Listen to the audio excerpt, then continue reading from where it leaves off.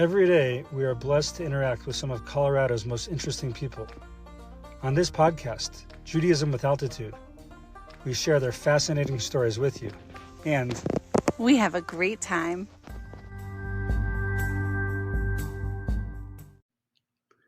Welcome back to Judaism with Altitude.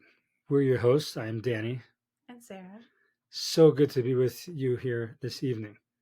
And this is now we're trying to really be consistent having these podcasts on a weekly basis, Wednesday nights. And the truth is, we hope we have many of you listening. And based on the analytics, it looks like we do. But even if we didn't, nothing else, we got to spend, it's like a date night. We got to spend time together. After a busy day, Wednesdays are busy. We don't get to see each other much. So this is literally the first time we get to sit down together. So how was your day? Funny you ask. So as you know, I was planning on, I actually had a whole bunch of meetings lined up today. I had one cancellation during the lunch hour. So I was hoping to pivot and have lunch with you. But you had other plans, which is fine. And so I called an audible and I went to Osli. Osli is a Mediterranean, delicious falafel and shawarma place in town here. And I'm not even currently in an arrangement with them where I advertise for them and they give me free falafel. Not yet. Honestly, if you're listening, please consider it. Okay. I will promote you every day if you want. But I went in there and they have a new thing as 2 weeks ago. They have laffa. I saw when I was there with Asher they had laffas. Yeah. And I told him what that was because I figured he'd never seen it before, which he hadn't. So it's not even in Israel at every falafel stand can you get laffa. But honestly now is laffa. And it's real. And so I was wondering if it was good. Oh my gosh. So I got this thing. I'm just telling you, it was unbelievable. It was like falafel and laffa there. It was like an out-of-body experience. It was like a spiritual, I was floating. I have a question for you. Yeah. So I'm just imagining when we get the falafel, they put everything in order and then it doesn't get mixed around as well sometimes as there's not a complaint because it's phenomenal. But that's just the nature of falafel and a pita. Yeah. Laffa, you don't have that problem. Right? Laffa, that's so cool. It's almost worth it. Can you get a half a laffa? Remember we used to get half laffa in Israel? I'm sure you could. Maybe we'll get a laffa sometime and share it. Do splitsies. Totally. I'm telling you, the explosion of flavor in my mouth was unbelievable. And what was the best ingredient you think that contributed to that explosion? I mean, first of all, the falafel balls are just magnificent. Mm-hmm. But then, you have, there's this, it's just also, there's onions and then you got the pickles and then you got the Israeli salad, but then they also have tomatoes and jalapenos and then these fried, my mouth's watering just fried talking what? about fried jalapenos on top of it. It was so good. It was yeah. And then a little amba on there, the mango stuff they do. I'm not usually into mangoes, but mango? Yeah. I didn't know that. Amba is mango. My mouth is quite literally watering as we speak. Me too. Yeah. Okay. Anyway, so we make a lunch date for tomorrow. Can you handle it again? Lunch 2 days date. In a row? You know what? I had a cancellation tomorrow during the lunch hour. Oh. Maybe.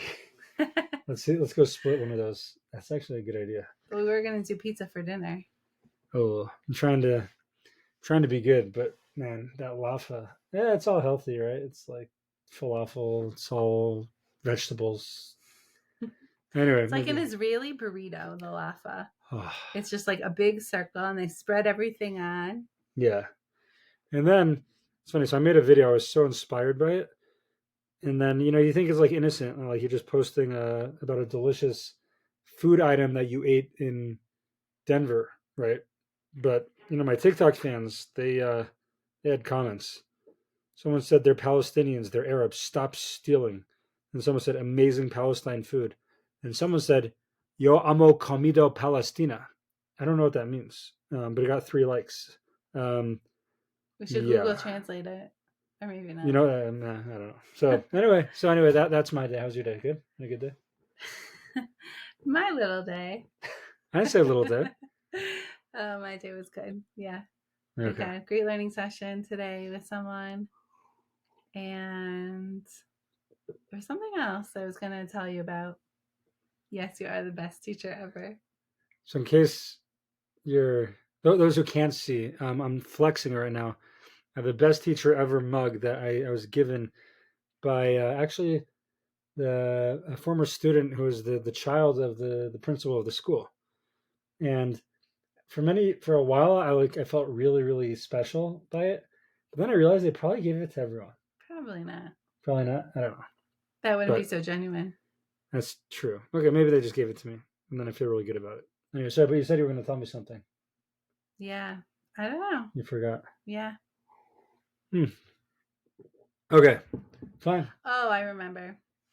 I really enjoyed we had a meeting about J Denver today, our matchmaking Yes. platform, and it's really exciting just seeing the possibilities and the potential and working with people who are on the site and the matchmakers and making those matches with the matchmakers, and I don't know, just taking it to the next level.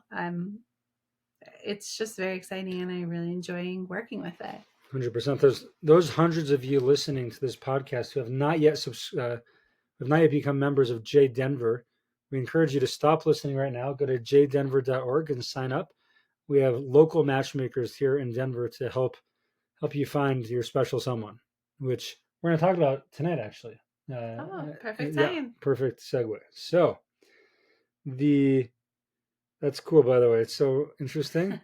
This is wild. So I got my watch here just randomly, literally just now, and I got a notification from Danny Wolf from me, literally just now, which said, "Read here about how the angels who visited Abraham after his circumcision teach us about the dangers of multitasking."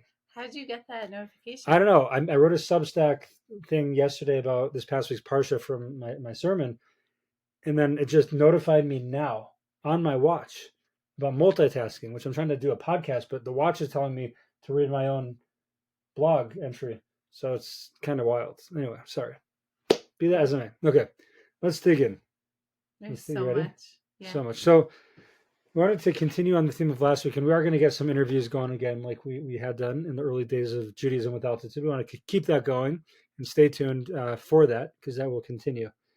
But we did want to just bring up a few inspirational ideas about this upcoming Parsha, Parshas Chayei Sarah. And the Torah begins this week's Parsha with the end of last week's Parsha was when it was the binding of Isaac. After everything that they've been through, Isaac was up into his 30s, getting close to 40, and Abraham was ready to slaughter him. And that's how the Parsha ends. And ultimately, he doesn't slaughter him. A very dramatic episode, very dramatic test that Abraham had. And then the Midrash says, as Rashi quotes, that Sarah had some kind of like vision of what was going on. And it was like so traumatizing that her son she waited for, from whom the Jewish people would all be born and come through, that he was going to be slaughtered. So her soul departed her and she died. Very tragic. All these tragic parts of the story that are so hard to understand. I know, I like the happy things.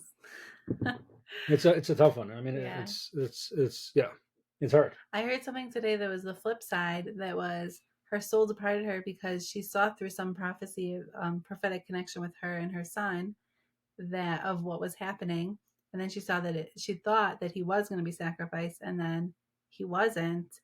And I mean, it's hard to imagine, but the time that they lived in, this is a normal thing that people did. People sacrificed their children to these gods, and she thought her son merited actually to be sacrificed for the real God. Oh wow, this is like almost a letdown when he wasn't. It's like complete flip side of the simple understanding. I don't know. Either way, it doesn't really. I have a hard time sitting with it. It's kind of hard to understand, regardless. Yes. So that's how the parsha begins, and it says something very interesting when it says how old she was. The Torah says, literally, I'm just literally translating straight up. Sarah's lifetime was 100 years and 20 years and 7 years, the years of Sarah's life. So Rashi goes through this weird way of saying, it's a fancy, weird way of saying Sarah lived to be 127. I could have just said that. Instead, it says Sarah's lifetime was 100 years, 20 years, and 7 years, the years of Sarah's life. So Rashi says, why does it repeat the years of Sarah's life after it already says Sarah's lifetime was? It seems a little redundant, as they say. Anytime, right? Anytime there's these extra words in the Torah that are seemingly unnecessary, the reason they're there is because they are actually very necessary, and there's a lesson to learn from them. So what's the lesson? Oh, so Rashi says the lesson is Kulan Shavim Latova. They were all equal for goodness. They're all equally good. Every one of those 127 years was equally good. Wow. Okay, can we just like unpack that for a minute? Please. Sarah married Abraham. Then he was thrown into the fiery furnace, and he survived. And then they were told to leave their birthplace and travel to Israel. They get to Israel, and there's a famine. There's no food. And they say, okay, it's okay. We'll go get food. So they travel down to Egypt. And what happened? Sarah was so beautiful that Abraham was worried Paro would kill him and take her for a wife. So he tried to get out of the situation by telling Paro that she was his sister. Anyway, she was still taken by Paro, and she survived that through miraculous ways, that he did never lay a finger on her. And then she got out of that. Then they go back, and they're having trouble having children, right? And the maidservant has for years and years and years and years, and who like teases her about it, and that's hard for her. And then they finally do have a child, and the other child is a bad influence on her child, and they have to kick. There's one thing after another. Finally, they have this child, and they raise him these 37 years, and we get to the binding of Isaac, and then she dies. So that sounds like not necessarily what we define as necessarily a good, smooth life, right? And yet, the Torah says, Rashi says, Kulan Shavim Latova. They were all equally good. So what's the lesson? How do we explain that? How is it possible? All those years, through all those trials and tribulations, and you think things are going to go well, and then something else happens. How do we explain that they were all good? Right. You have an answer? I want to hear what you have to say. Okay. But yeah. I'm sure, yeah. So I think perhaps so much of our life is a matter of our perspective and what we focus on and what we notice and how we perceive life. It's really up to us and how we perceive it. So perhaps the answer is, or a answer is that she had such a positive outlook on life that literally every aspect of her life was viewed equally good. That everything ultimately was from God, directing them to where they needed to be, where they needed to go, and therefore good. So maybe it's because of that positive perspective that no matter what came their way, she was able to see the positive of it, and therefore no matter where they were in life, it was all equally good. So trying to think of some examples, but in life, like any circumstance you find yourself in, there's some positive spin that could be put on it. Right. Like maybe your house drain backs up into your laundry room. Just theoretically, just not that we were dealing with this. You mainly, I'm so grossed out by that stuff. I can't. But you're a saint, and you were dealing with that theoretically. So what's the positive spin? There's some, even if I don't see it right now. Like I know what the spin is. What? For $69.99, you can get it fixed by Dr. Fix It. Dr. Fix It. Again, they don't yet pay us to advertise their services, but just so you know, $69.99, it's not bad. It could be a lot worse. I think in life also, to some degree, there's always something, right? Like times can be rosy, but there's always some little discord of something going on. So if it's going to be a drain backing up, like what a blessing is that, and not something that's bigger or more important. And sometimes it is the bigger and more important things, like we saw in the life of Sarah when she was able to deal with it. I heard this a few years ago, and I always think this is so powerful, that they say the things that we laugh about in this world, we cry about in the next world when we see the bigger picture, like the good times. And the opposite, the things we cry about in this world, we laugh about in the next world. Meaning, we only see this tiny, minuscule sliver of existence in our lifetime, and we don't know why everything happens. We have no concept of it. There's so many bigger pieces at play, and we don't understand it. But we go through it the best we can. And yeah, our emotions, you're right, we see what's seemingly good and what's seemingly bad, and our emotions go along with it. But for Sarah, she actually understood during her lifetime. She was able to see that, see the bigger picture. And that's how, even through all those years of trials and tribulations, her life could be equally good.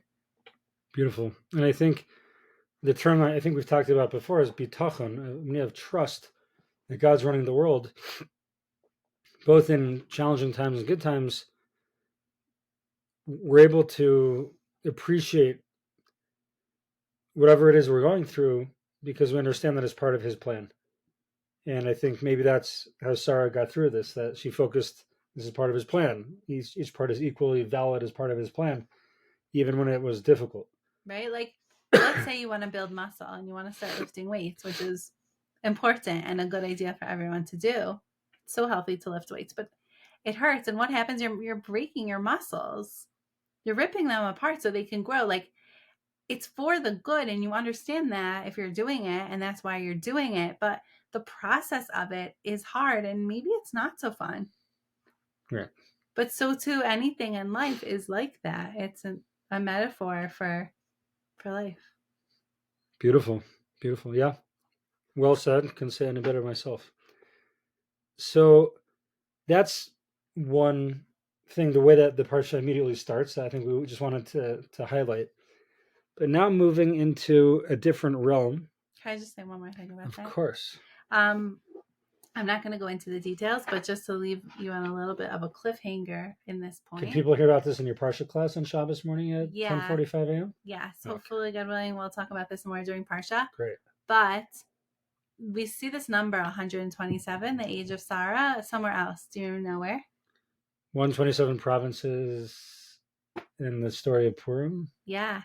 Esther and when Achashverosh, there's a connection to Esther, that the kingdom where she was this queen of was 127 provinces, and it's directly related to the years in Sarah's life. Whoa. So we don't understand always how, like in our lifetime, of how things in our life are connecting and going, but there's some deeper relationship there, which I would love to explore this Shabbos morning. Okay. Please join us. Cholent is afterward. Ooh, Cholent week. Special Sephardic Cholent from our friend Rem. Nice. So please join. Okay. So after Avram goes through and does a negotiation and purchases a plot of land in Hebron, the cave of Machpelah, to bury Sarah, he realizes, okay, it's now time to find a shidduch for his son Isaac. Time to find a shidduch. A match. The besheret, the soulmate.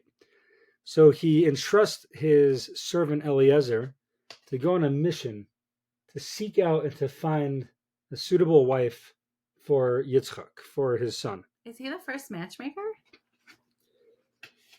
Could be, honestly. I mean, as far as we're told in the Torah, at least, could be. That we know of. That we know of. So, what happens? This is incredible. Incredible, right? Because we learn here what to look for. And it's interesting. We talked last week.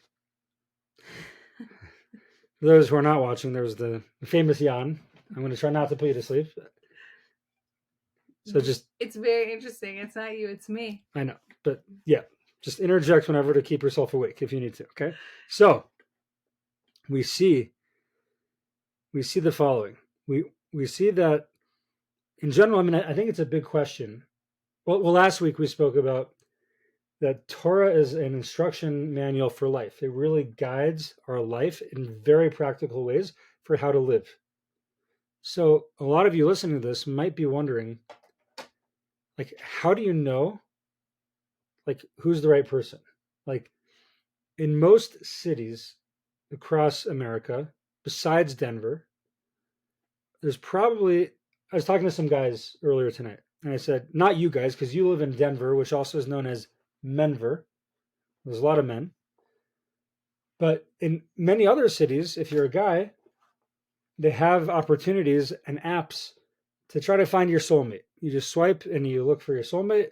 And if this girl, like, I don't know, her eyebrow, like, goes like the wrong way, like, you keep swiping.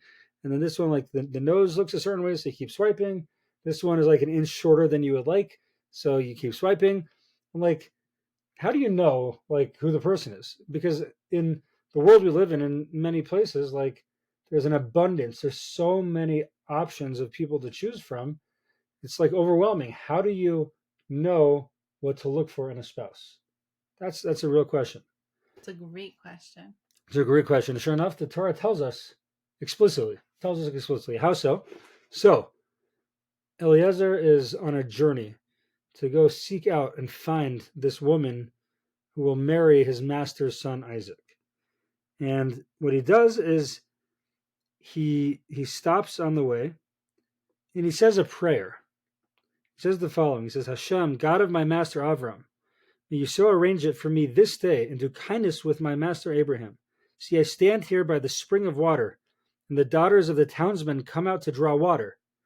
Let it be that the maiden to whom I shall say, please tip your jug so I may drink, and who replies, drink, and I will even water your camels. Her will you have chosen for your servant, for Isaac, and may I know through her that you have done kindness with my master. Just to summarize that, he's saying,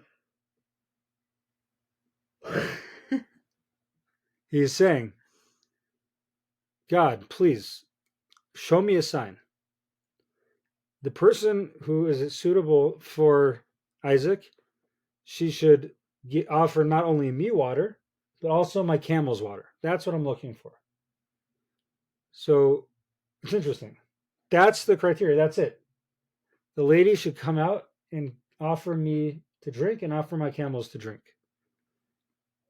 He doesn't say, God, she should be rich. God, she should look a certain way. She should, like, the only criteria he says is she should offer myself to drink and my camels to drink. So what does that say?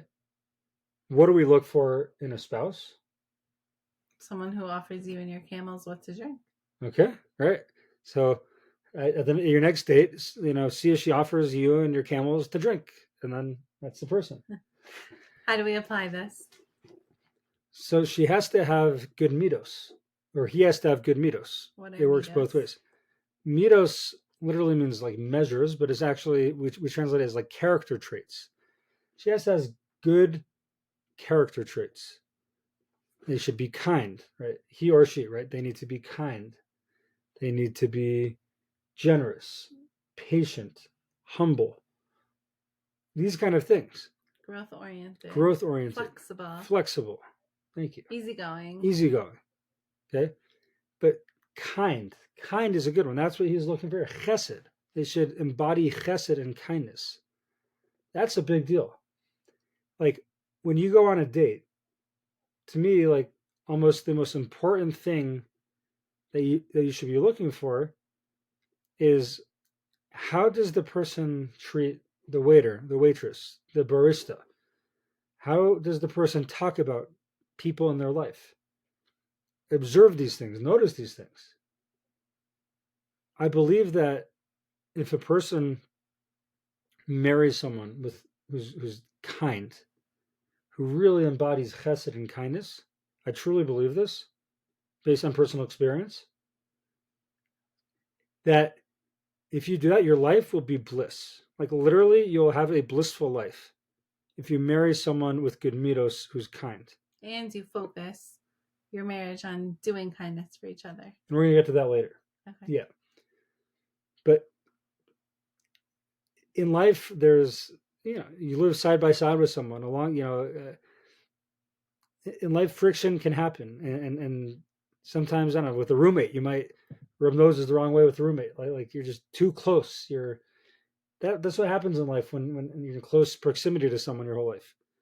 But like if you have someone with good midos and character traits and generosity and kindness, you're both will be, and of course you have to work on yourself, like very much so. But if you're both working on yourself and growth oriented to be more kind and patient, then of course when something comes up, you're going to do everything you can to resolve it and to make sure the other person's taken care of. And when that's the life you're living, that's a happy life. That's a blissful life. Beautiful idea. A friend told me about a post on Instagram today. I actually have yet to open my Instagram and watch it for myself.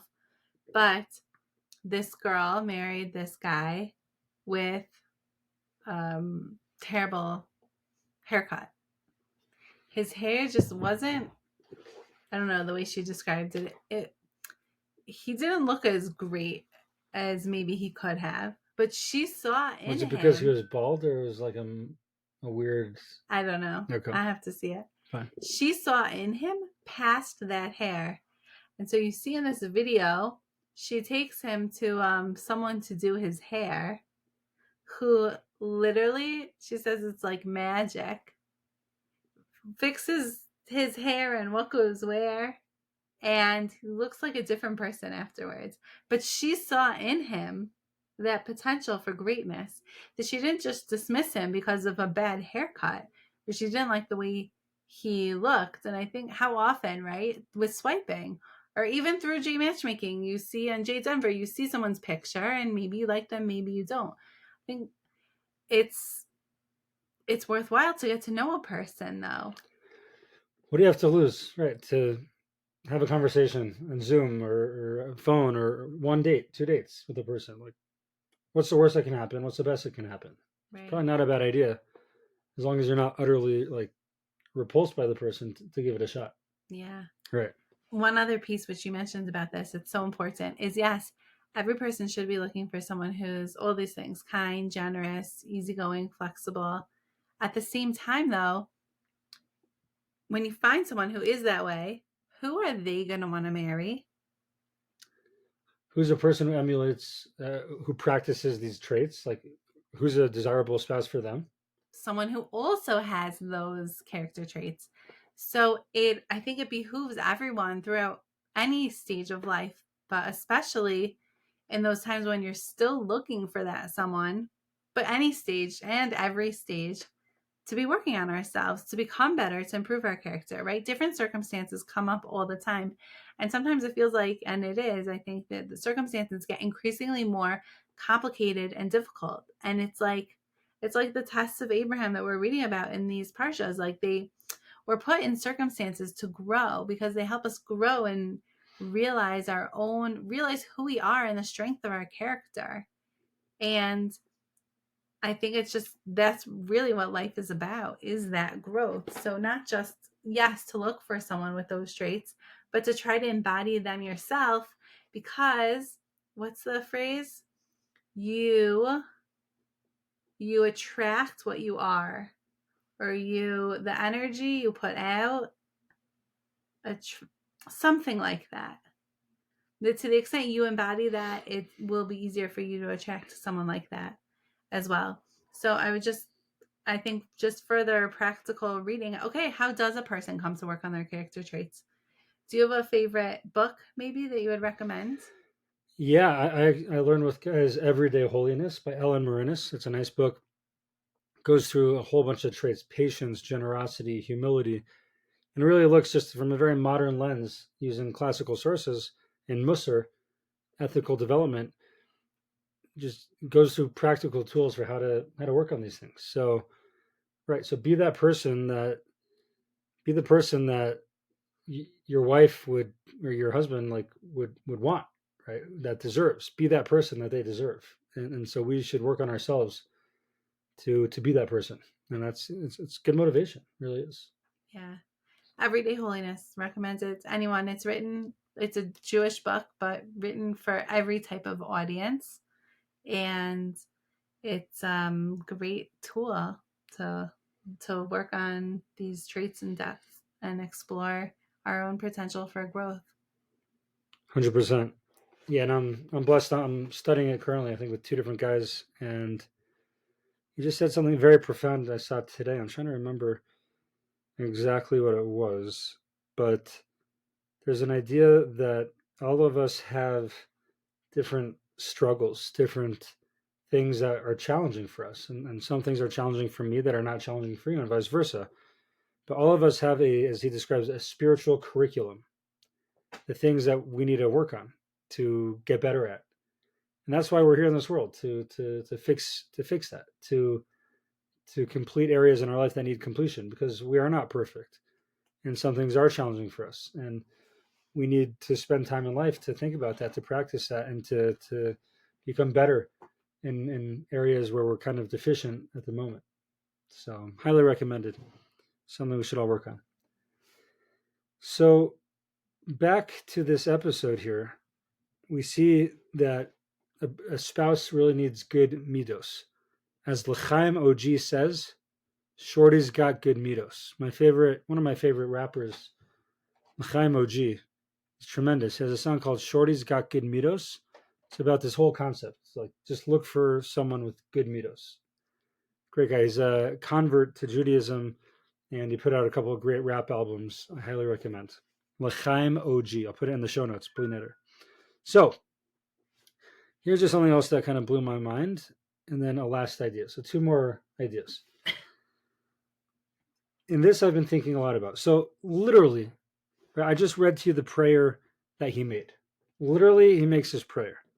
And then the Torah says in literally the next verse, it says, and it was when he had not yet finished speaking, so he's not done even praying to God, that suddenly Rebecca appears with the jug upon her shoulder, and she was very fair of appearance. She descends to the spring, and Eliezer runs to her. He says, let me sip, please, a little water from your jug. And she says, drink, my lord. And she hurried. She rushed. She lowered her jug to her hand and gave him to drink. When she finished giving him drink, she said, I will draw water even for your camels until they have finished drinking. And she hurries and does that for the camels as well. It reminds me of one of my favorite jokes, if you would call it that. That, let's say I'm pulling into Costco. I say, God, please help me find a good parking. Oh, I found it. Thanks. Maybe next time. I got it. Right? It's like sometimes before you even finish the prayer, it's already answered. Mm-hmm. And that's what happened. So I never thought of it like this, but in recent months, I've been exploring more the concept of manifesting, which I know you've been into long before me. And it's this idea, and please fill in because I think you're a lot more of an expert, but this idea of like visualizing what you want to come true, like getting real with that, seeing it, believing it, living now as if it has come true almost, and it will come true. Right. Planning a party to celebrate whatever it is before it even happens. So Sarah's a big podcast consumer, like hopefully all of you listening to this, and she sends me a lot of times podcasts that she likes. And yes, sweetheart, I do listen to them. And one of them she sent me was from Gedalia Fenster, who I believe is very much into the Breslov concepts, very beautiful concepts. And he has a podcast from last week about manifesting. And he says that. He says to literally like plan the celebration before it even happens. If you're trying to get something, too often in life, people get blocked. They get blocked. They don't think something is even attainable or possible. They think they've been searching for a spouse for so long, it's just beyond. Or they're trying to figure out business-wise or financially to get to another place, but they feel stuck. Whatever the example is, sometimes people feel like they're in a place where there's these blocks. People sometimes think in life that they just can't get to that next level. They can't get to that next stage, that next step.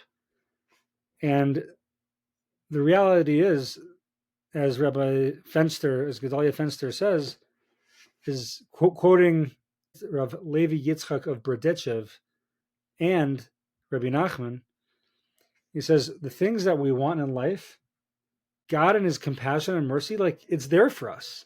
Like he has it readily available for us. And what we have to do is just be ready for it. We have to be ready to experience it, to receive it. So often we're blocked and we don't even think it's possible.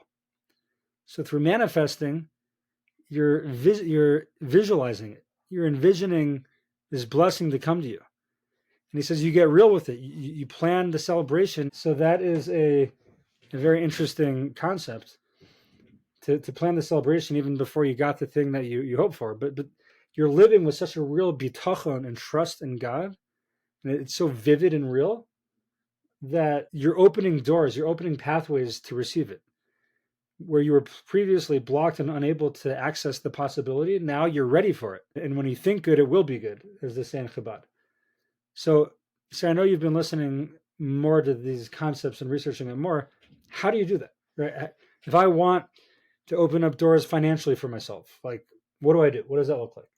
So I think just before we get there for a minute, it sounds almost like voodoo, like magic. You do it and then it happens. But what's really going on here? So from a Jewish perspective, it's that God wants to give us all the blessings in the world. Really, like everything, every good thing God wants to give us. The problem is that we're not always ready to receive it.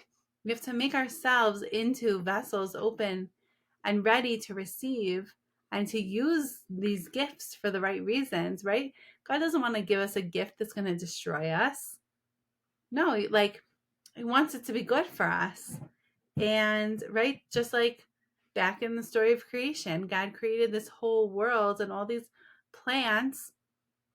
And it wasn't until Adam came and prayed for rain that all the vegetation sprouted. It was waiting under the ground to come up. All the gifts were there, like waiting for Adam to come and just ask for them and to bring them into his existence. So it sounds like part of it, honestly, is some element of prayer, to literally ask for it, to literally pray for it, ask for it very vividly, very realistically, very specifically.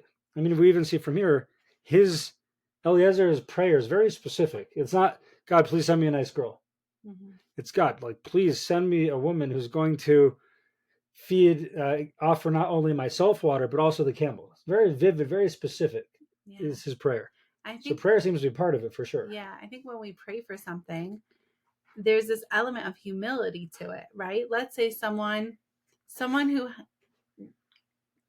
with riches, we all have different kinds of riches, right? There's so many ways to be rich, but it's so easy for someone, I think, to look at their life and say, look what I did. Look what I created. Look at the life I built for myself, however that life looks. Look how great it is. Look what I did. But in reality, where did it come from? It was a gift. It was a gift from God. And when we stop and pray and we ask God for these things, then we're acknowledging that it's not me. It's not my own greatness that's creating this. I'm making myself into a receiver so I could be a vessel to receive it. But it's not my greatness. Now that I have it, it's my job and responsibility to use it for the good. And that's why there's so much about giving charity and how giving charity opens the doors. It changes our luck. It's so important in our lives because us being able to give and to feel the own abundance in our lives enough to give to others, it gives that message of it's not me, it's not I'm creating it myself. It's a gift. And what I'm doing with it, what I'm meant to be doing with it. And you're declaring, right, that exact point.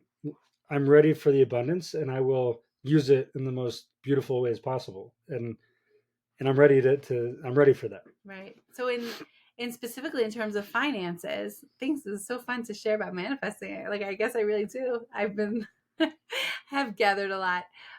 But in terms of finances, what was I going to say?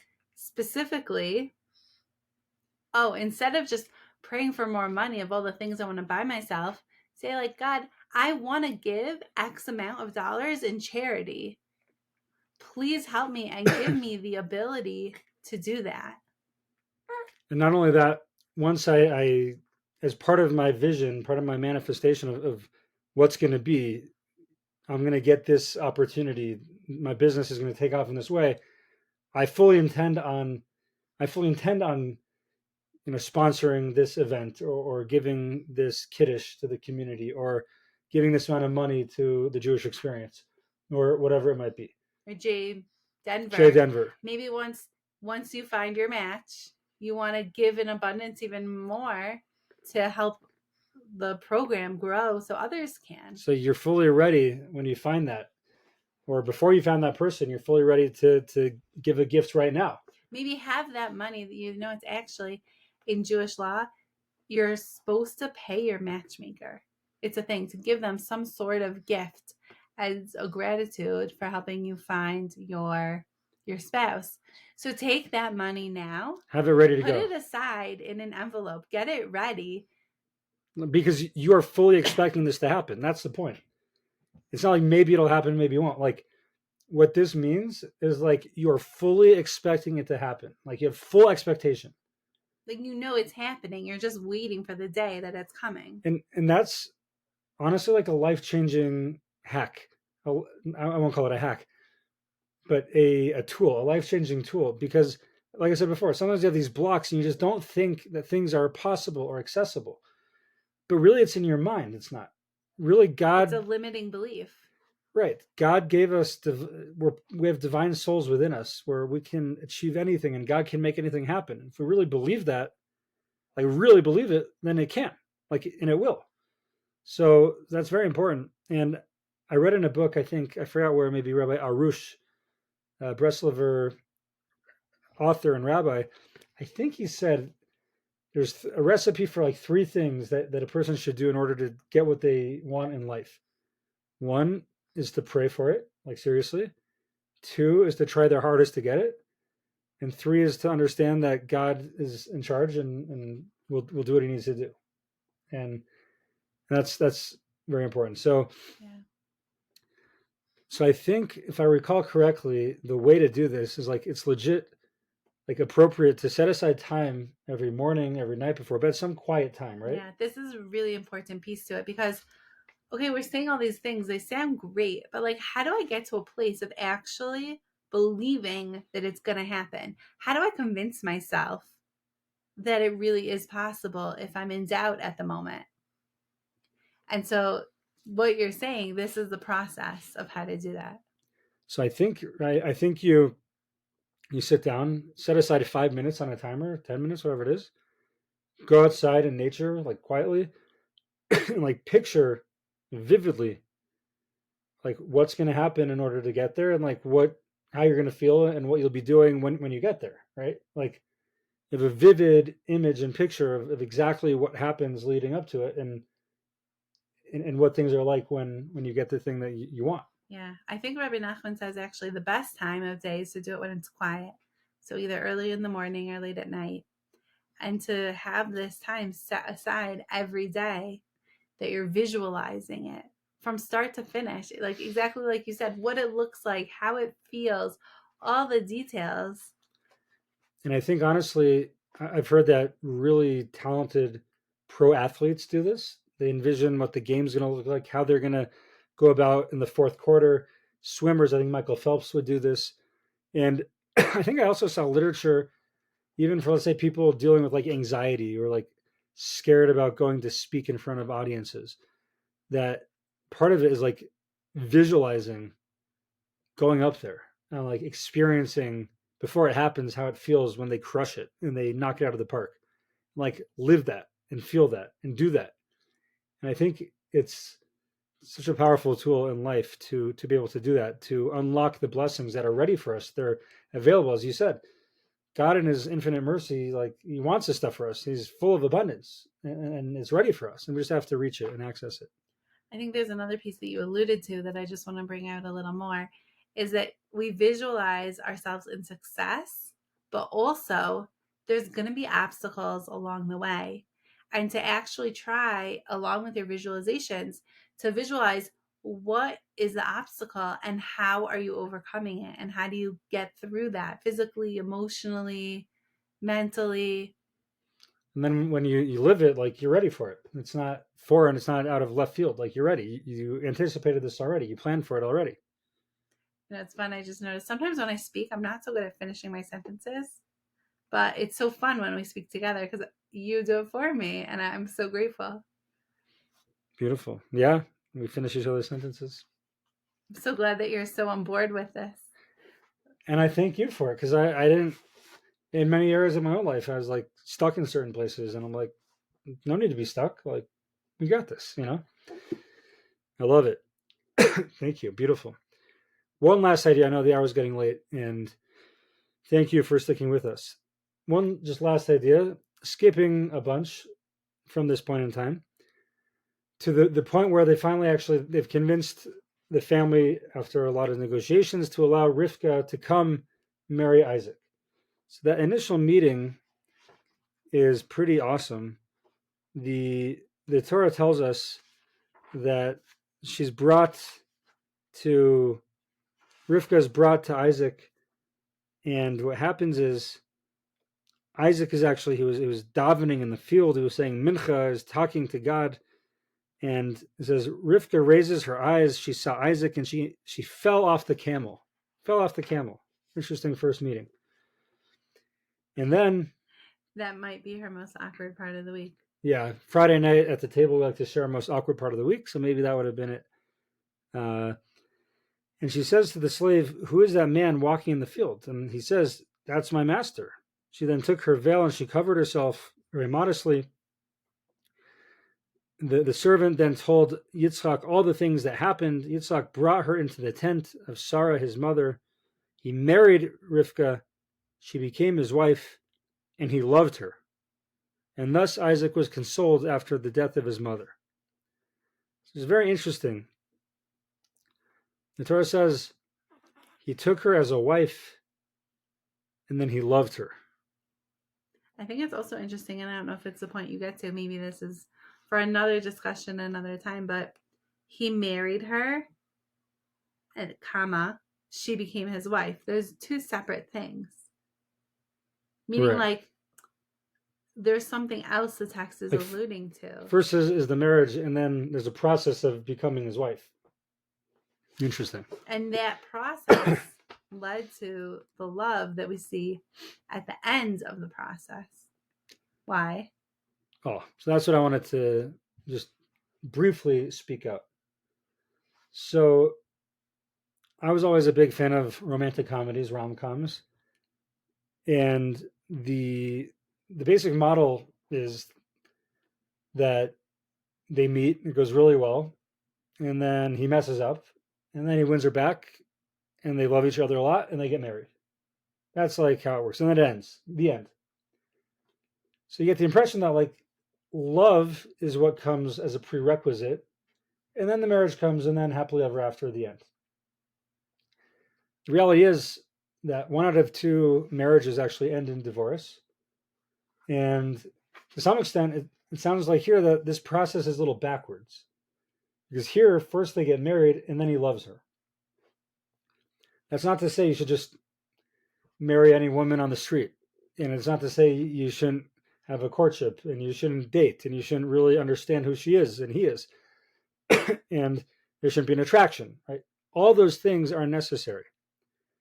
But the lesson is that the love really doesn't come before and then, like, just peter out when they get married. The love comes after the marriage, meaning they get married. Of course, there's a strong basis and connection to be married. But then once they're married, the love just skyrockets. So how does that work? I think that's a little bit you're asking. So Rabbi Dessler points out famously that the word ahav in Hebrew, ahav, has the word in it hav, which also means to give. To give. So a couple gets married, and now they're suddenly always around each other. There's an abundance of opportunity to constantly give to each other. And the more that they give to each other, the way that God made the world, the more they come to love each other. So, like, if there's someone in life, not just a spouse, who's like annoys you, and you want to come to like appreciate them because we're supposed to love every fellow like we love ourselves, try giving to them. Try helping them with something. Invest in them. Give to them. And by doing so, you'll see you end up coming around to them and you care more for them. But in a spousal relationship, the more that you give to one another, the more you love each other. And I think in Western society, sometimes we have this problem where people think, well, what's in it for me? What have you done for me lately? There's a great book out by the rabbis, by Jacobs and I forgot the other rabbi of Machon Yaakov, called Not a Partnership. Judaism is not, I'm sorry, marriage is not a partnership. We often think marriage is a partnership.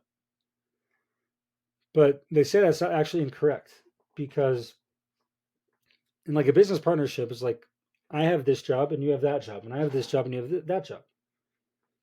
In a marriage, like let's say usually you clean the dishes, let's just say. And let's say usually I take out the trash. Let's say one night you were picking up the girls from play practice and you didn't do the dishes. So maybe I could do the dishes that night, right? It's like I can't just say, well, you didn't do your job, so maybe I won't do my job, or I'm not going to compensate for you. Or sometimes I'm out late doing carpools or whatever it is, and the trash gets full. You're not going to just let it necessarily overflow, and get resentful. I didn't take it out because I didn't do my job. With everything that falls out of the trash, you get more and more resentful. Yeah. So the way a marriage is meant to be is not like that. It's meant to be, we're here to help each other. We're here to provide for each other, to give to each other. It's not a tit for tat transactional relationship. It's a loving, giving relationship where all we want to do is give to you and help you as much as we possibly can. That's literally